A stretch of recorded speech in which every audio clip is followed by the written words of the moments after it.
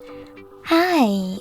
In front of me is REALME GT Neo 3D, and today I would like to show you how you can connect it using Bluetooth.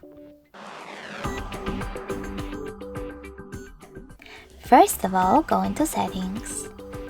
Then choose Bluetooth section over here and click on this switcher next to Bluetooth feature if it's not already on. Following that, wait for available devices to show. When they do, tap on the chosen one and wait. In order to connect, select Pair in this pop-up and wait for the other device to do the same. And now, as you can see, my devices are successfully connected.